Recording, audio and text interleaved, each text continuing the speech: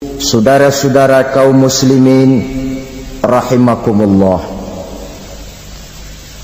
kita menyaksikan peristiwa-peristiwa yang memilukan dan memalukan. PHK terjadi di mana-mana, pengangguran meningkat, harga-harga membumbung tinggi, daya beli rakyat semakin lemah. Sementara di bidang politik, kejadian-kejadian memberikan indikasi bahwa persatuan dan kesatuan kita sebagai bangsa dewasa ini tengah berada dalam ujian yang berat. Pada jumpa kita kali ini, tanpa bermaksud untuk mencari kambing hitam dari bencana yang kita hadapi, saya ingin menyampaikan sebuah hadis yang diriwayatkan oleh Imam At-Tabarani dari Ibnu Abbas, bahwa Rasulullah sallallahu alaihi wasallam bersabda, khamsun bi khamsin, ada 5 perkara yang dapat menimbulkan 5 macam bencana. Mari kita renungi hadis ini satu demi satu sebagai bahan introspeksi buat kita semua dalam menghadapi bencana yang tengah berlaku sekarang ini. Yang pertama, ma naqasa qaumul ahda illa sullita alaihim aduwwuhum. Apabila suatu kaum sudah mengingkari janjinya, maka mereka pun akan dikuasai oleh musuh-musuh mereka. Sederhana saja nampak kalimat dalam hadis ini. Apabila orang sudah mengingkari janji, mereka akan dikuasai oleh musuh-musuh mereka sendiri. Dan musuh kita yang paling utama saat ini adalah kemiskinan dan kebodohan. Kenapa itu terjadi? Karena kita mengingkari janji kita sendiri. Di saat awal-awal berdirinya Orde Baru, kita pernah berjanji untuk melaksanakan Pancasila dan Undang-Undang Dasar 45 secara murni dan konsekuen. Kita berjanji bahwa kita akan menegakkan pemerintah yang bersih dan berwibawa. Itu semua pada permulaannya. Waktu demi waktu berjalan, kita lupa dengan janji yang kita ucapkan itu. Ketuhanan yang Maha Esa kita ucapkan, tapi kesetanan yang luar biasa yang kita lakukan. Kemanusiaan yang adil dan beradab yang kita dengungkan, tetapi kemanusiaan zalim dan biadab yang kita praktekkan. Sederhana saja saudara, hampir setiap pejabat pada posisi-posisi kunci, di awal-awal ia memangku jabatan itu, biasanya ia mengucapkan sumpah dengan lafaz demi Allah, bahwa dalam melaksanakan jabatan ini saya tidak akan menerima hadiah atau pemberian dalam bentuk apapun. Itu pada permulaannya. Lama-lama rupanya hadiah itu asik juga, mulai diterima. Lama-lama dirasa kurang, mulai menagih. Dan akhirnya terjadilah praktek yang disebut suap menyuap, semir menyemir, dan lain sebagainya. Kalau ini sudah menjadi kenyataan, bagaimana kita mau menegakkan pemerintah yang bersih dan berwibawa? Undang-Undang Dasar 45 menyatakan bahwa bumi, air, dan seluruh kekayaan negara dikelola oleh negara bagi sebesar-besar kemakmuran rakyat. Yang terjadi adalah bahwa kita merasa mewakili rakyat untuk menikmati harta dan kekayaan negara, sehingga rakyat banyak tidak bisa ikut menikmatinya. Menumpuklah harta itu sehingga terjadilah pepatah, gunung ditimbun, sumur digali. Yang kaya semakin kaya, yang miskin semakin terpuruk. Kita ingkar dengan janji yang kita ucapkan di awal-awal kita bergerak. Kita ingkar dengan janji pada saat kita mengatakannya dengan menyebut nama Allah, dengan mempertaruhkan nama Tuhan. Sehingga pada akhirnya jabatan pun mengalami tender. Sudah menjadi rahasia umum. Orang mau jadi lurah mesti mengeluarkan uang. Mau jadi camat mesti mengeluarkan uang. Mau jadi wali kota, bupati, bahkan gubernur, itu ada pasarannya. Secara logika, Kalau orang memperoleh satu jabatan karena banyak mengeluarkan uang, tentu pada saat ia mengeluarkan uang, ia sudah punya pemikiran, modal pasti pulang, modal pasti kembali. Kalau orang memperoleh suatu jabatan karena banyak mengeluarkan uang, maka langkah pertama yang dia lakukan setelah memangku jabatan itu ialah bagaimana uang bisa kembali, bagaimana modal bisa pulang. Kalau modal sudah pulang, pikiran berikutnya bagaimana supaya dapat untung. Lalu kapan mau bekerja untuk kepentingan rakyat? Itu nomor 18. Kemudian kalau ada proyek-proyek besar, pertanyaannya ialah bukan apakah proyek ini bermanfaat bagi rakyat, apakah proyek ini layak untuk diteruskan, tetapi yang jadi pertanyaan paling utama ialah bagian saya berapa duit dari proyek ini. Kita bisa lihat proyek, mega proyek lahan 1 juta hektar di Kalimantan Tengah, triliunan rupiah, dan proyek itu gagal. SD Impres bulan ini diresmikan, bulan depan retak. Jembatan-jembatan bulan ini gunting pita, bulan depan runtuh. Kita ingkar dengan janji. Kita berkata kita bekerja untuk kepentingan rakyat, tapi kita tidak pernah mengenal rakyat itu. Apabila suatu kaum sudah mulai mengingkari janji, maka mereka akan dikuasai oleh musuh-musuh mereka. Akibatnya tersusunlah barisan-barisan sakit hati yang makin lama makin menjadi bola salju, menggelinding membesar, dan kemudian terjadilah hal-hal yang tidak kita inginkan lagi. Apabila suatu kaum sudah mengingkari janji, maka mereka akan dikuasai oleh musuh-musuh mereka. Ini penyebab bencana yang pertama. Kita tidak konsekuen. Tadinya kita dengan lantang teriak-teriak berantas korupsi, ganyang korupsi. Pada waktu kita belum mendapat kesempatan. Setelah kita naik punya kesempatan, rupanya korupsi enak juga dirasa. Terjadi pergeseran nilai, orang luntur, kehilangan idealisme awal. Lalu untuk menghibur diri, menutup kesalahan, kita gunakanlah pepatah bahwa tidak ada gading yang tak retak, bahwa kita harus mikul dhuwur mendem jero. Itu semua cuma sebagai dalih agar kesalahan kita tidak dibicarakan orang lain. Padahal kita sendiri yang mengingkari janji. Kita yang keluar dari komitmen awal kita. Kita berjanji melaksanakan Pancasila dan Undang-Undang Dasar 45 dengan murni dan konsekuen. Kita berjanji untuk menegakkan pemerintah yang bersih dan berwibawa. Namun dalam kenyataannya itu tidak kita laksanakan dengan sebagaimana mestinya. Kita bergeser, kita mengalami proses degradasi, peluncuran nilai, dan akhirnya terbentuklah barisan-barisan sakit hati yang semakin lama semakin membesar itu. Kita harus introspeksi. Memang kalau zaman sedang susah, biasanya kambing hitam laris, tukang kompor gentayangan. Itu dari dulu selalu mencari kambing hitam. Karena itu kita tidak bicara orang, kita tidak bicara siapa yang salah, kita bicara sistem, dan sistem itu bisa mengena siapa saja. Kalau orang sudah mulai mengingkari janji, bergeser dari komitmen awal, itu sudah mulai ia mengalami proses peluncuran, proses degradasi.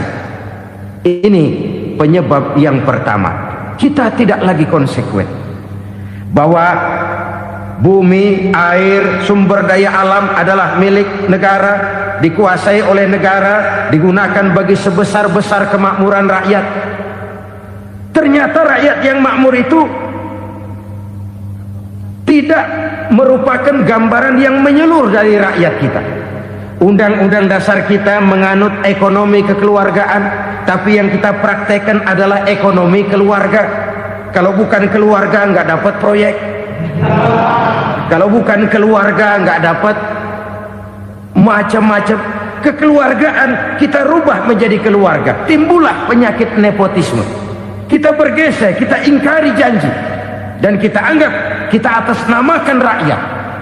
Rakyat cuma sekedar jadi address, rakyat cuma sekedar jadi alamat, tetapi kehidupan mereka tidak banyak berubah dan tidak banyak terangkat. Kaum muslimin rahimakumullah, ini penyakit yang pertama, penyebab bencana yang pertama. Yang kedua, kata Nabi, wa ma hakamu bighairi ma anzalallah, apabila hukum yang diterapkan sudah tidak lagi bersumber dari hukum Allah, illa fasha fihimul faqru, maka akan bertebaranlah kemiskinan di mana-mana. Ini artinya apa? Apabila hukum tinggal sebuah stempel, apabila hukum sudah diatur menurut kepentingan, apabila hukum sudah tidak lagi ditegakkan secara adil, maka kemiskinan merambah di mana-mana.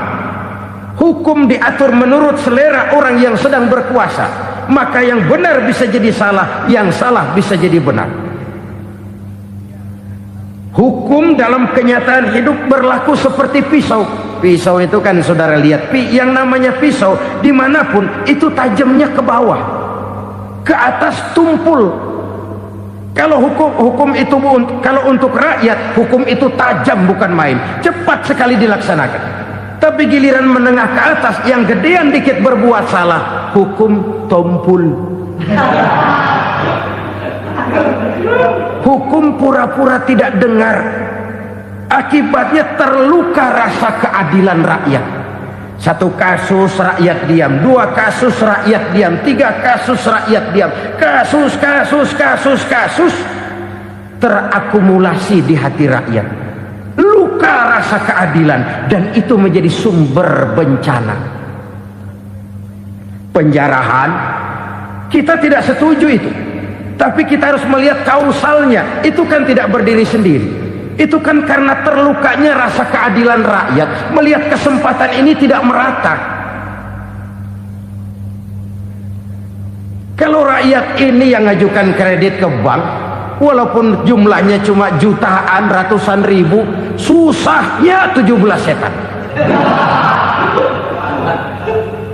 Tapi ada orang-orang tertentu yang agunannya palsu, jaminannya palsu, bawa kata belece, bukan cuma miliaran, triliunan kredit bisa keluar. Terluka rasa keadilan, hilangnya kesempatan. Rakyat cuma dapat kesempitan, jarang dapat kesempatan. Dari lukanya rasa keadilan ini, memang ya entah lipstik, entah basa-basi, dibentuklah tim ini, dibentuklah badan pengawas ini, dibentuklah tim ini. Kalau membentur tahu, hancur tahu. Tapi kalau tim yang dibentuk membentur karang, bukan karangnya yang hancur biasanya, timnya yang bubar. Kenapa? Yang dibentur batu karang yang sangat keras. Kita main-main dengan hukum, kita tidak konsekuen dengan hukum, luka rasa keadilan, dan itu terakumulasi. Edi tamsil, rakyat tahu, terakumulasi, menguap begitu saja. Kasus-kasus lain rakyat tahu, menguap begitu saja. Ketidakadilan terakumulasi, mengendap di hati rakyat, menunggu ledakan. Pada saat sumbu meledak, rakyat tidak bisa dibendung lagi. Oke, kita tidak setuju dengan penjarahan, tapi jangan melihat itu sebagai peristiwa yang berdiri sendiri. Kenapa itu terjadi? Kausalnya kenapa? Oke, kita tidak setuju memang, tapi yang dijarah oleh rakyat kan memang cuma untuk perut. Yang dijarahkan beras, yang dijarahkan televisi, yang dijarahkan kulkas yang masih bisa dihitung, yang memang real untuk kebutuhan rakyat. Penjara-penjara berdasi kepala botak yang menguras uang rakyat habis-habisan, enak saja melenggang dalam kehidupan ini. Makin terluka rasa keadilan rakyat. Apabila hukum yang diterapkan sudah menyimpang dari keadilan yang diajarkan Allah, fasyafihimul fakru, bertebaranlah kemiskinan. Aneh, memalukan, memilukan. Sebuah negara agraris yang katanya pulaunya hijau royo-royo, gemari palau jenawi toto tentem kertora harjo, yang tahun 93 pernah mendapat penghargaan dari FAO, Badan Pangan Sedunia, sebagai negara yang berhasil dalam swasembada pangan. Sekarang ini kita terpaksa betul beli beras dari Vietnam, beli beras ke Kamboja, beli kedelai dari Kamboja. Kenapa? Lahan sawah kita habis ditanami pabrik. Teknologi kita, teknologi loncatan yang non-applied, tidak terpakai oleh kita. Lantas lahan yang tidak bisa kita tanami, kita paksakan lahan-lahan gambut menjadi tanah pertanian yang subur dengan biaya triliunan, dan kita gagal. Kita cari jarum dan kapak hilang. Kita mau jadi negara industri dengan loncatan teknologi yang maju, kita lupakan pola pijak kita sebagai negara agraris, dan akhirnya kita kecolongan. Lihatlah dewasa ini, rakyat kita antri sembako di mana-mana. Di sebuah negara agraris, ketidakadilan melahirkan kemiskinan, kemiskinan moral dan kemiskinan material. Kemiskinan moral, rakyat nggak percaya lagi sama pejabat. Rakyat mengalami krisis figur. Orang, alah lu ngomong dah sama ember.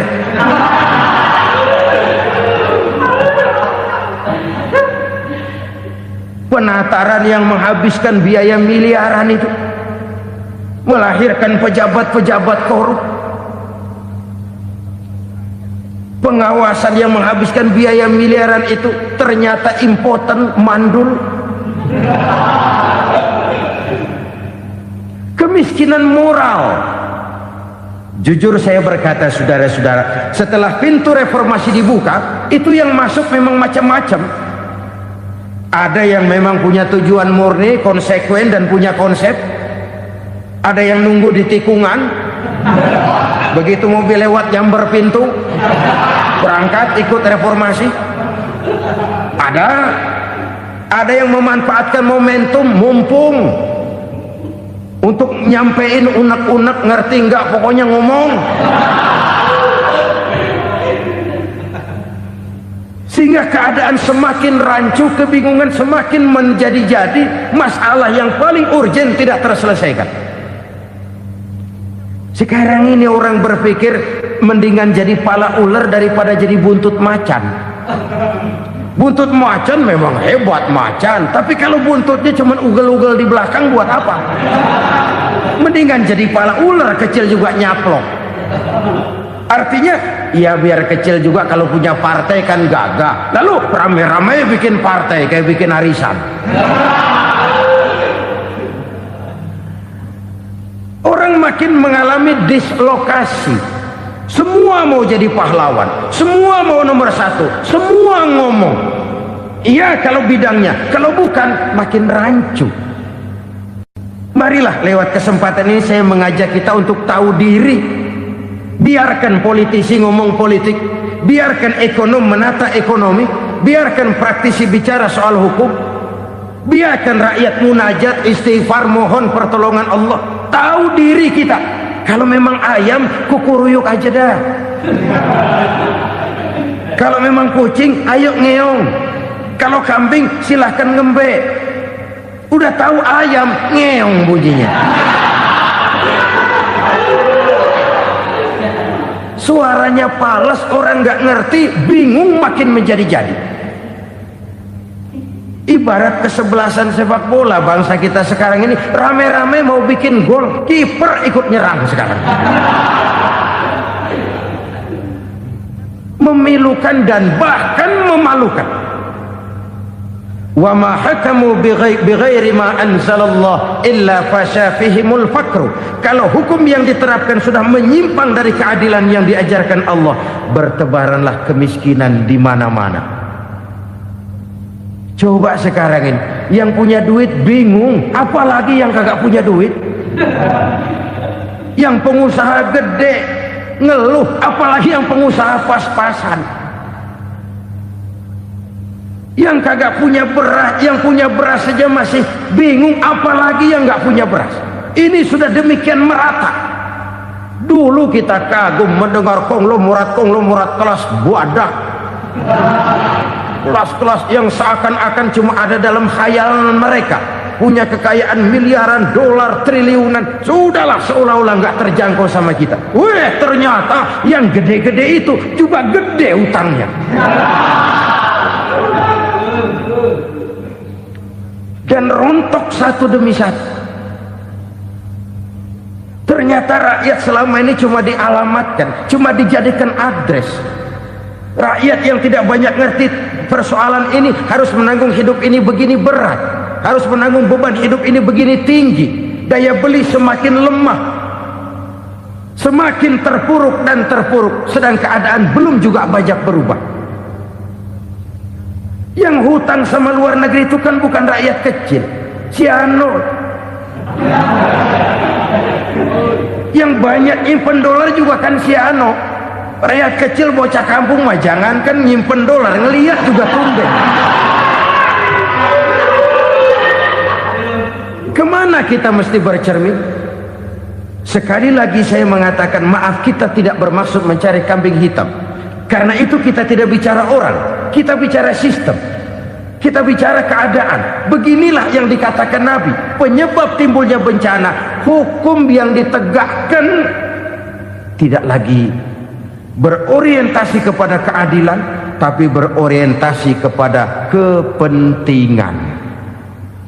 Akhirnya bentuk hukum seperti pisau, tajam ke bawah, tumpul ke atas.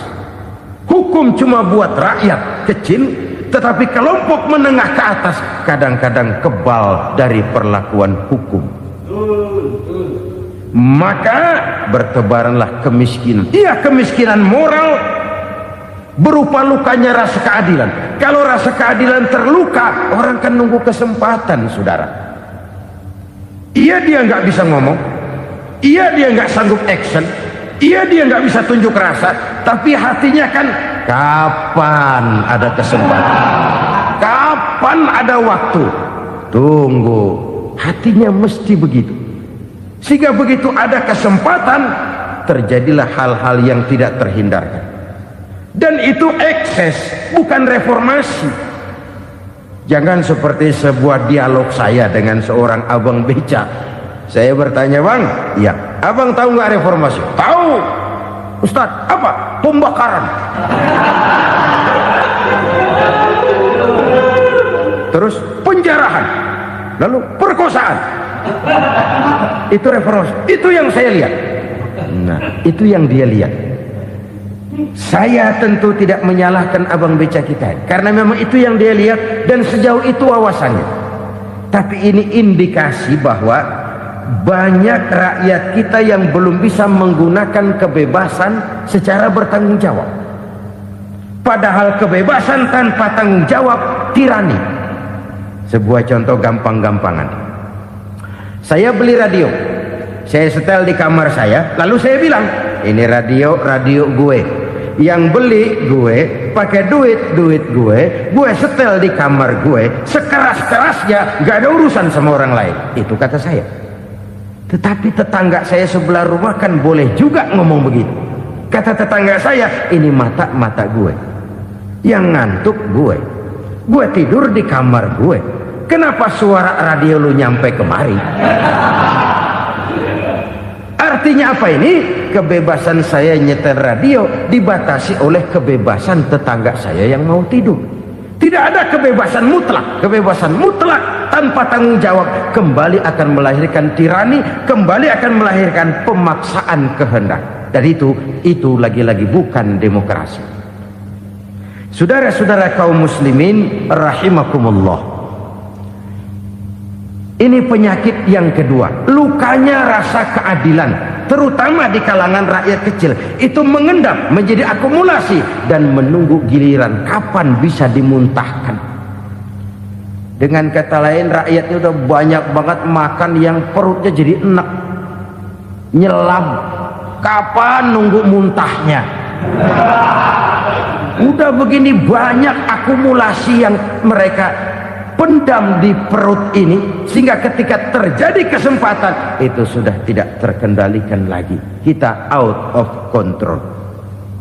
Saya tidak mentolerir sikap-sikap kekerasan, bahkan saya lebih cenderung bahwa kalau di rumah kita banyak tikusnya, tikusnya saja racuni, jangan rumah dibakar. Bahwa ada korupsi, iya, ada kolusi, memang ada nepotisme, tentu, tetapi tikusnya saja racuni, jangan rumah dibakar. Masa mau ngusir tikus bakar rumah? Tikusnya lari, tikusnya selamat, rumahnya ewes-ewes.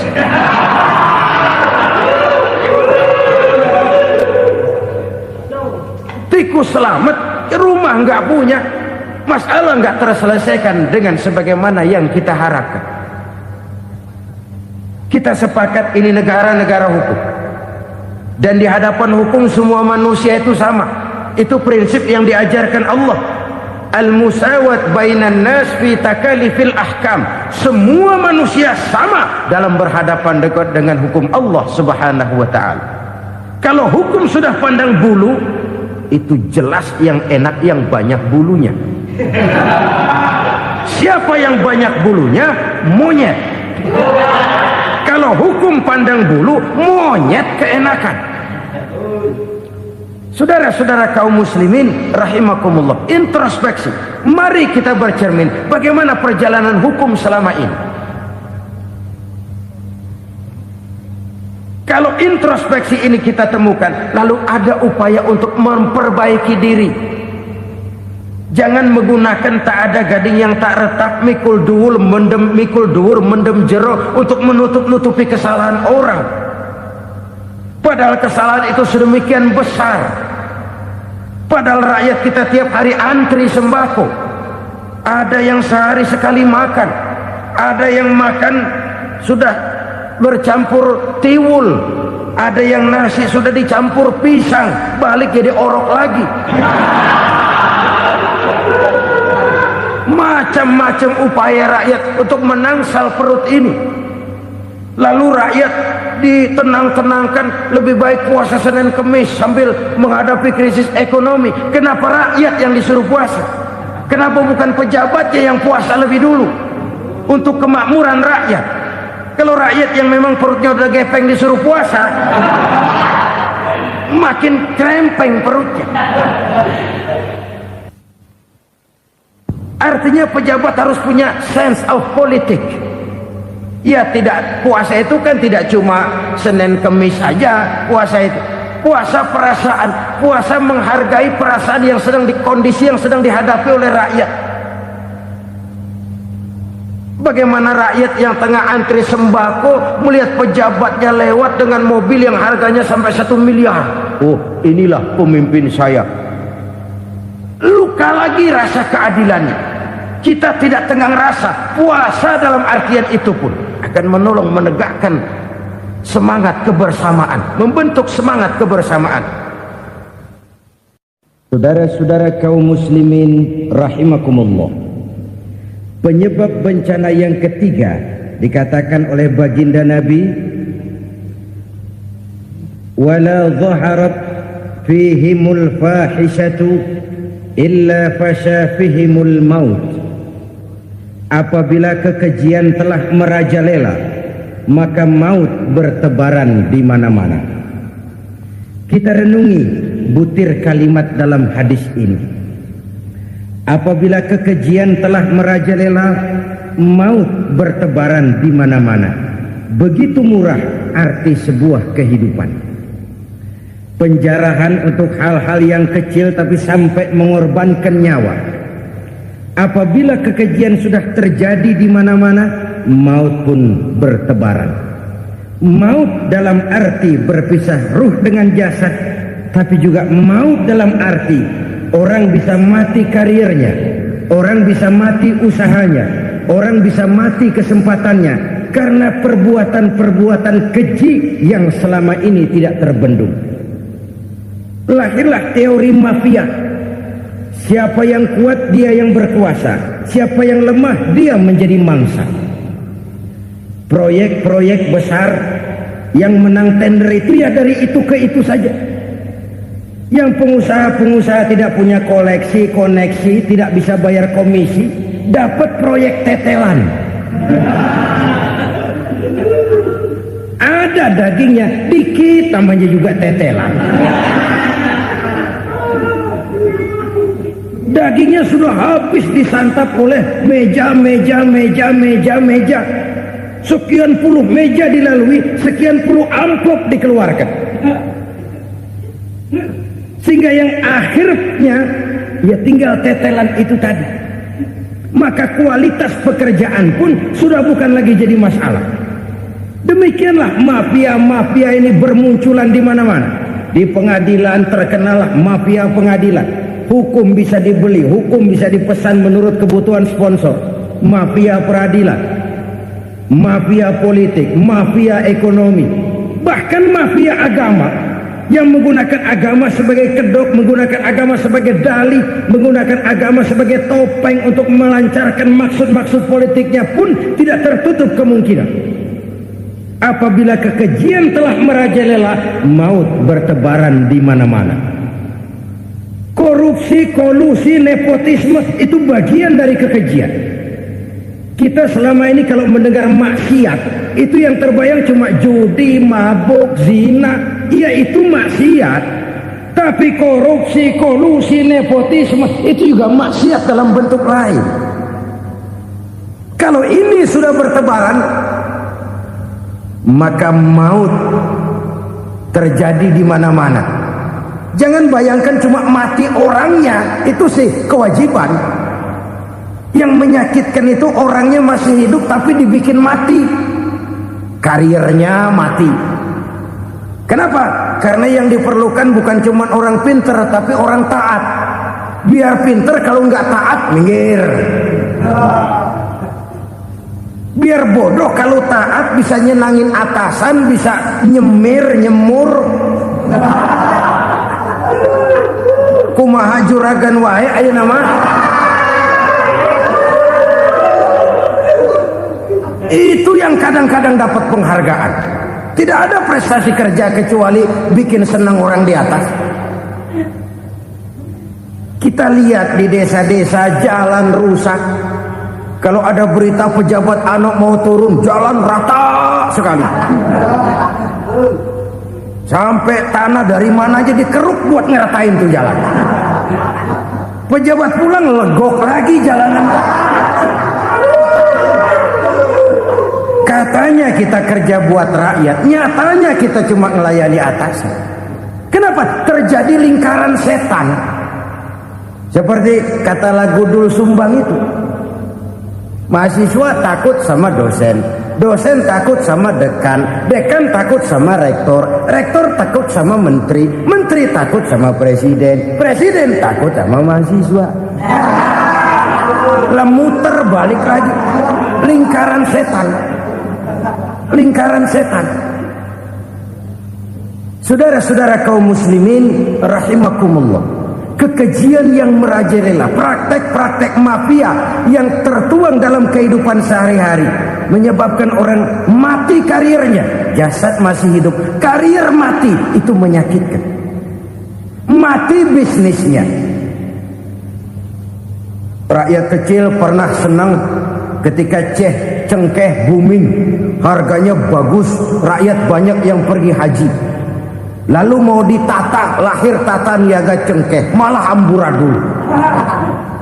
Harga cengkeh jatuh, petani cengkeh kecil menjerit. Siapa yang untung? Segelintir orang. Masihkah kita pakai atas nama rakyat untuk kepentingan nasional, padahal yang nyanyi cuma segelintir orang? Masihkah kita mau bohongi rakyat ini dengan mobil nasional tapi bikinan Korea? Masihkah kita mau bermain verbalisme, bermain kata? Ini sebuah masa lalu yang tidak perlu terulang lagi untuk masa-masa yang akan datang. Kekejian merajalela, orang mati karir, bisa mati usaha, mati bisnis. Usahanya maju, dirangkul, hancur. Usahanya maju, dipukul, hancur, tenggelam. Bahkan yang memilukan dan memalukan badan-badan usaha milik negara itu dikebiri sedemikian rupa sehingga tidak menghasilkan hal-hal yang bermanfaat buat negara. Saudara-saudara kaum muslimin rahimakumullah, kalau nafsu yang sudah mengatur itu semua, maka kekejian pun merajalela. Orang sudah pakai teori mafia, yang kuat dia yang menang, yang kuat dia yang berkuasa, yang lemah silakan minggir di sudut-sudut kehidupan. Kalau kekejian seperti ini merajalela, maut bertebaran di mana-mana. Banyak orang mati karirnya, banyak orang mati usahanya, banyak orang mati imajinasinya. Sekarang ini dalam dunia seni, yang banyak karyawan seni, bukan seniman. Seniman itu kan dilahirkan, lain seniman, lain karyawan seni. Sekarang yang banyak karyawan seni, bukan seniman. Mati karir, mati imajinasi, mati improvisasi. Sehingga kehidupan persis sinetron. Sinetron itu yang kita lihat rumah mewah, yang kita lihat rumah bagus. Gak pernah kita lihat di sinetron kita ini rakyat antri sembako. Kita dijejali hal-hal yang indah, yang wah, yang membuat kita tenggelam dalam gaya hidup instan, tenggelam dalam gaya hidup wah. Kita lupa dengan realitas keseharian di tengah-tengah masyarakat kita. Lahirlah kelompok-kelompok selebritis, dibesarkan oleh berbagai media. Selebritis pilek aja masuk koran, pilek.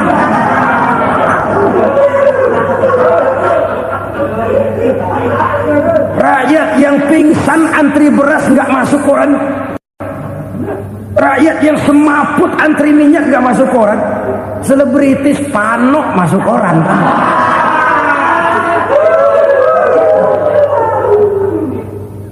Kita besarkan hal-hal kecil, kita kecilkan hal-hal besar. Karena apa? Kita mengejar oplah, kita profit oriented, tidak lagi berorientasi kepada realitas hidup yang kita hadapi ini. Kalau kekejian sudah merajalela, kata Nabi, maka maut bertebaran di mana-mana. Maut dalam artian maut, coba lihat sekarang begitu murah nyawa. Karena 1000 perak orang mau nusuk bunuh. Karena beras seliter orang khilaf, begitu murah kehidupan.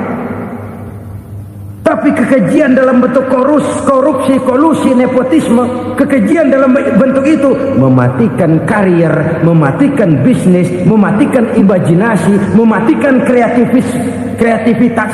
Itu juga maut dalam bentuk lain akibat kekejaman lain. Ini penyebab yang ketiga. Yang keempat, penyebab bencana menurut baginda Rasul, wala tuffiful mikyala illa muni'un nabat. Apabila timbangan sudah dicurangi, maka tercegahlah tumbuh-tumbuhan. Apabila timbangan sudah mulai curang, maka terjadilah musim paceklik.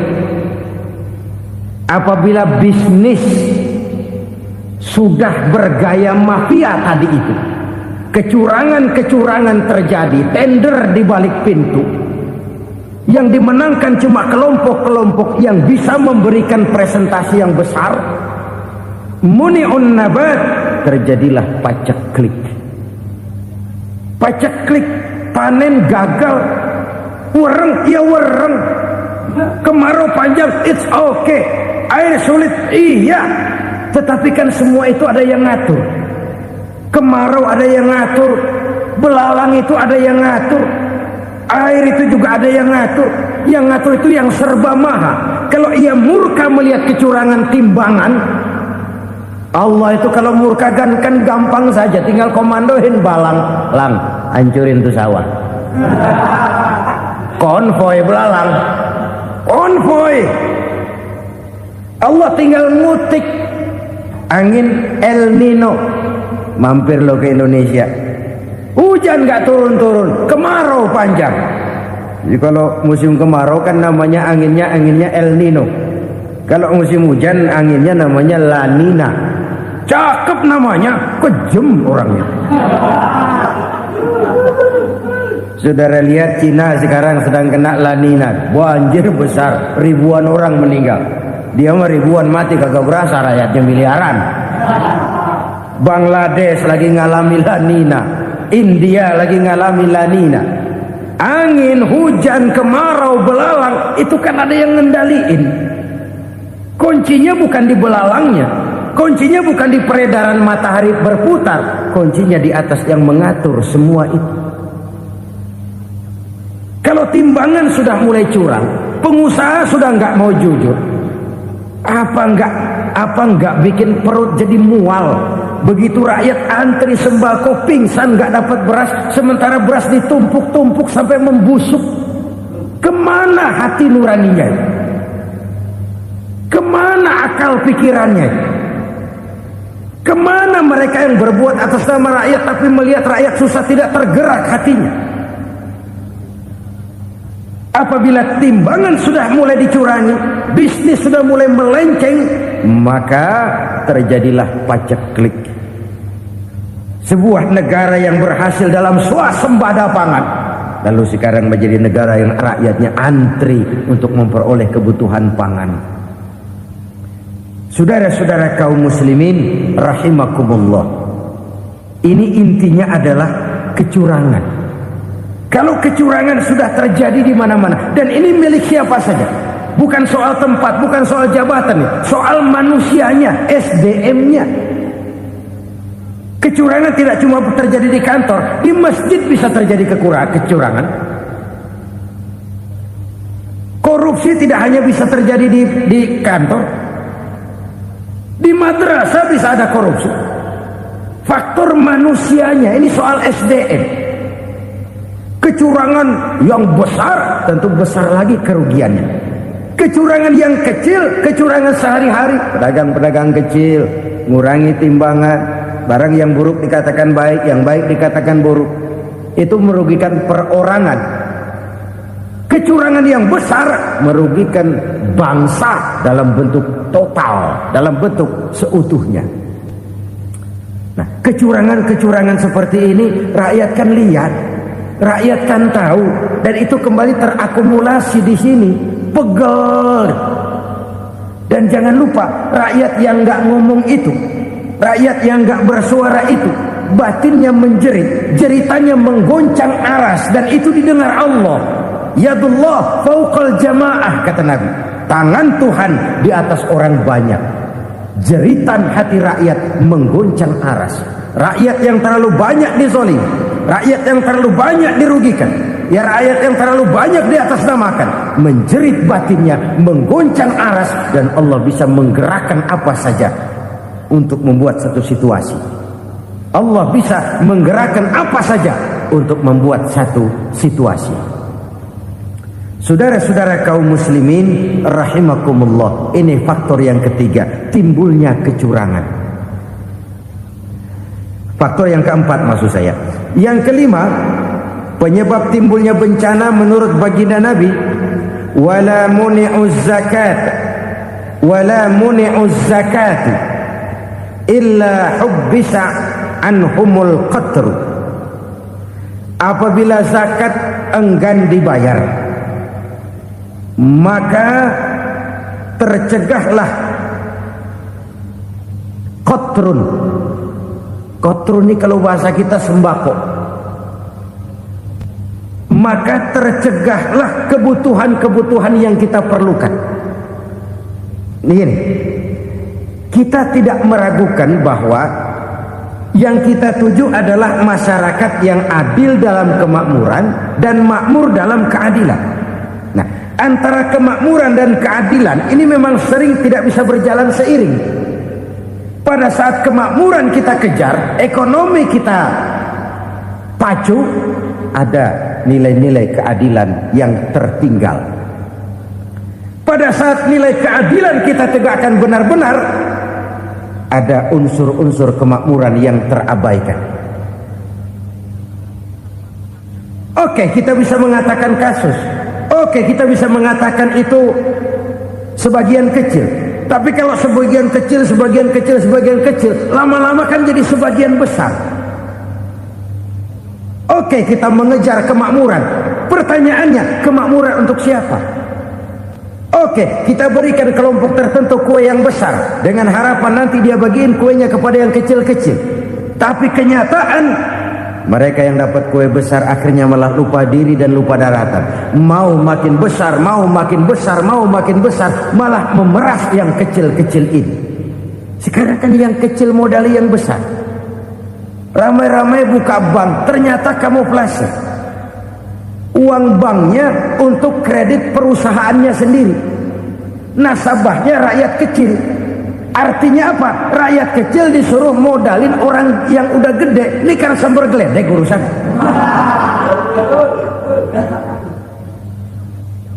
Ini kan permainan apa lagi? Rakyat kecil suruh modali yang gede. Nasabahnya rakyat kecil, kumpulkan uangnya di bank, kucurkan kredit kepada perusahaannya sendiri. Bukankah itu rakyat kecil suruh modali yang gede? Sudah begitu kejamkah kita untuk meraih keuntungan dengan mengorbankan orang kecil ini? Sudah tidak bicara lagi kah nurani kita melihat penderitaan orang yang semakin susah ini? Kalau zakat enggan dibayar, padahal zakat 2,5% saja, 2,5% saja. Kalau itu pun enggan, kalau zakat saja enggan, bagaimana pula yang namanya sodako, bagaimana pula yang namanya infak, bagaimana pula yang namanya santunan, bantuan. Kadang-kadang lipstick nyumbang si nyumbang, cuman nyolongnya lebih gede. Ini namanya sumbangan lipstick. Buat lipstick itu kan buat ngumpetin bibir pucat. Itu fungsi utama lipstick. Buat ngumpetin korupsinya, nyumbang kegiatan-kegiatan sosial, tapi yang dia korup lebih gede dari yang dia sumbangin. Lipstick, kamuflase, nepu kata anak sekarang.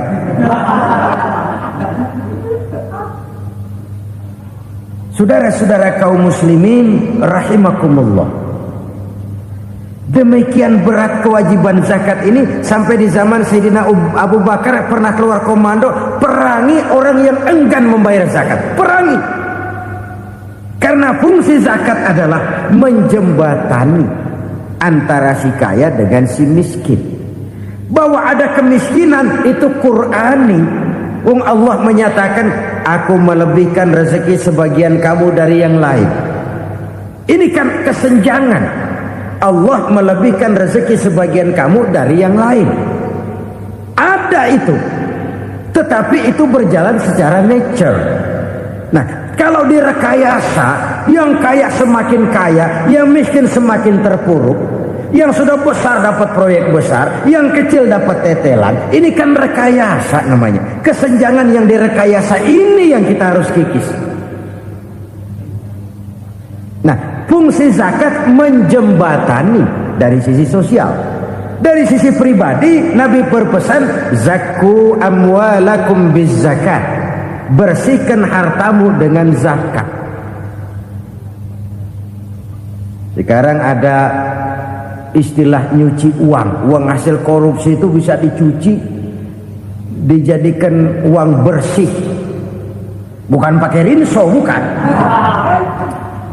Pakai politiknya koruptor, diolah sedemikian rupa sehingga jadi uang resmi.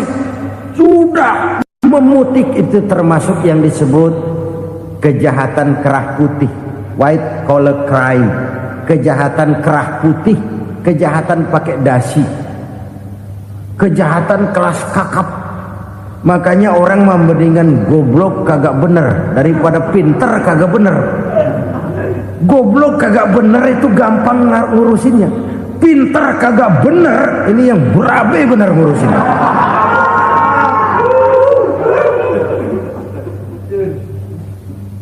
Kita bukan cuma perlu orang pinter kok di zaman sekarang. Kita perlu orang-orang bener yang punya komitmen, yang sesuai kata dan perbuatan, yang bisa merasakan apa yang dirasakan oleh rakyat, yang punya sense of politik yang tinggi, yang peka, yang penuh keterbukaan, yang punya wawasan dan pandangan jauh ke depan. Dari sisi pribadi, zakat itu membersihkan harta kita. Ya, dia tercampur dengan yang subhat, dia bahkan mungkin tercampur dengan sedikit-sedikit yang haram. Itu zakku amwalakum bizzakat. Bersihkan hartamu dengan zakat itu. Pada sisi sosial ia menjembatani, pada sisi pribadi ia membersihkan harta kita. Karena itu kalau kita minta berdoa minta rezeki, syarat rezeki itu halalan thayyiban wasi'an. Enggak pernah kurang dari 3 itu.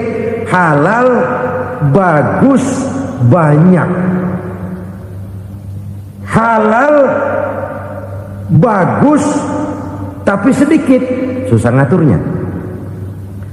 Halal, banyak, tapi kurang bagus, buat apaan? Bagus, banyak, tapi haram, enggak ada artinya.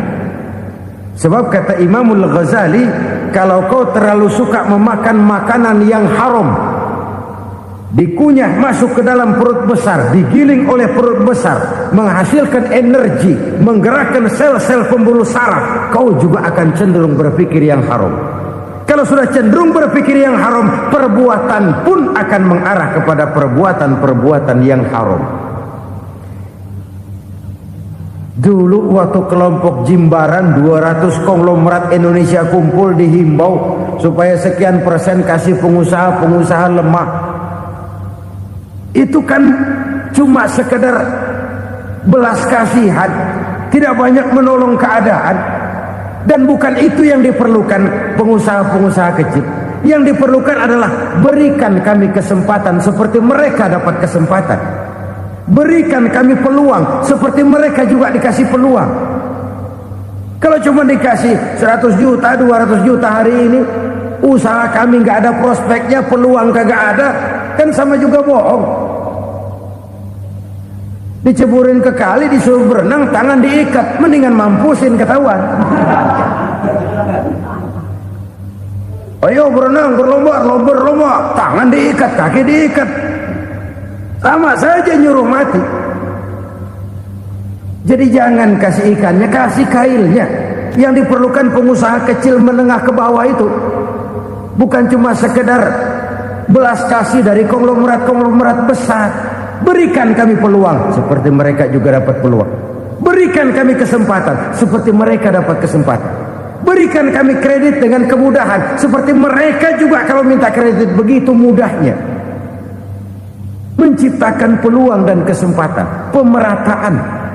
Bukan menciptakan manusia Indonesia dengan standar ekonomi yang sama. Semua rumahnya harus sama, semua punya mobil. Itu sih kebersamaan bebek. Bebek, coba lihat bebek. Satu ngalor semua. Satu ngidul semua. Kebersamaan bukan itu. Kebersamaan adalah menciptakan peluang. Kalau yang kaya bisa semakin kaya, kenapa yang miskin tidak bisa ikut naik jadi sedikit kaya? Kalau pengusaha yang sudah kuat bisa bertambah menjadi kuat dengan proyek mega proyek, kenapa yang menengah tidak bisa ikut menjadi kuat? Dan kenapa kekejian-kekejian itu merajalela? Kita dengar lewat berita-berita PLN tekor, PLN hutang. Kenapa? Dia beli listrik dari swasta yang belinya lebih mahal daripada penjualannya. Artinya dia beli itu listrik dari perusahaan listrik swasta, dia jual kepada rakyat lagi. Harga jualnya lebih murah daripada dia beli kepada swasta. Kenapa? Ada tekanan lagi tuh. Biasa siklus lagi. Hukum Boyle. Atas neken, paling bawah gepeng. Ya kita nih rakyat kecil, emang nasibnya gepeng terus. Saudara-saudara kaum muslimin rahimakumullah, dari 5 penyebab bencana ini kita ambil kesimpulan untuk sebuah renungan dan introspeksi kita bersama. Pertama, mengingkari janji. Padahal janji itu yang lebih tinggi nilainya adalah di hadapan Allah Subhanahu wa taala. Baik wakil-wakil rakyat di parlemen maupun pemimpin-pemimpin rakyat di dalam kabinet, apabila memangku suatu jabatan, selalu mereka mengawali dengan sumpah, dan sumpah itu dimulai dengan demi Allah. Sadarkah kita pada saat itu kita ucapkan bahwa kita sudah mempertaruhkan Allah untuk jabatan yang kita pegang? Kita sudah mempertaruhkan nama Allah untuk posisi yang dipercayakan kepada kita. Sadarkah kita bahwa menyia-nyiakan itu satu dosa yang sangat besar, yang tidak hanya kepada Allah tetapi juga kepada rakyat yang kita wakili, kepada rakyat yang kita pimpin. Cukuplah sudah rakyat dijadikan adres, umat dijadikan alamat sebagai numpang. Marilah kita kembali kepada komitmen awal dengan jujur kepada janji kita sendiri. Lalu yang kedua, kekejian, baik berupa korupsi, kolusi, nepotisme, dan perbuatan-perbuatan lain akan melahirkan kemiskinan. Kekurangan pangan bukan satu-satunya yang menyebabkan rakyat menderita. Lukanya rasa keadilan terakumulasi di hati rakyat, dan jeritan hati rakyat mengguncang aras. Kalau Allah murka, Allah bisa melakukan apa saja untuk menciptakan suatu kondisi. Faktor yang ketiga adalah praktek mafia menebarkan maut, baik orang yang mati jasad dan rohaninya maupun orang yang mati karirnya, mati kejujurannya, mati usahanya, mati imajinasinya. Hilang kreativitas kita sebagai bangsa. Faktor yang keempat, kecurangan-kecurangan di bidang usaha, di bidang tender, mengandalkan menjual kekuasaan. Dan memang repot kalau penguasa jadi pengusaha. Mau atau tidak mau, kebijakan-kebijakan kekuasaannya akan memperkuat jaring-jaring usahanya. Dan pada saat itu objektivitas sulit ditemukan lagi. Lalu yang kelima, keengganan membayar zakat, menumpuknya kekayaan negara pada kelompok-kelompok tertentu. Ini akan melahirkan paceklik yang berkepanjangan. Menumpuknya kekayaan dan harta negara pada kelompok-kelompok tertentu akan melahirkan paceklik dan kemiskinan yang berkepanjangan. Marilah kita sadar, marilah kita merenung bahwa keengganan kita membayar zakat menciptakan pemerataan pada akhirnya akan menjadi musibah buat kita semua. Saudara-saudara kaum muslimin rahimakumullah, sekian dulu jumpa kita kali ini. Mudah-mudahan yang saya sampaikan dari hadis riwayat Imam Tabrani ini menjadi bahan introspeksi buat kita semua. Tidak akan seorang muslim jatuh dua kali di tempat yang sama. Semua merupakan pelajaran untuk kita jadikan introspeksi guna menata hari esok yang lebih baik daripada hari ini. Reformasi harus terus berlanjut. Tidak bisa dan tidak perlu dikendalikan, tapi harus tetap dengan landasan akhlakul karimah sesuai dengan budaya kita sebagai bangsa. Terima kasih atas perhatian saudara. Mohon maaf atas segala kekurangan. Jumpa lagi lain kesempatan insyaallah. Usikum wa nafsi bitaqwallah. Wassalamualaikum warahmatullahi wabarakatuh. Guys, terima kasih sudah like and subscribe. Semoga bermanfaat. Jika ingin menonton konten-konten dari almarhum Kiai Zainuddin MZ, jangan lupa di follow dan di subscribe dan nyalakan loncengnya. Dan sampai ketemu di konten berikutnya ya. Oke, bye bye. Wassalamualaikum warahmatullahi wabarakatuh. Semoga kebaikan kita teruskan ini menjadi amal jariah bagi dia. Oke, dadah.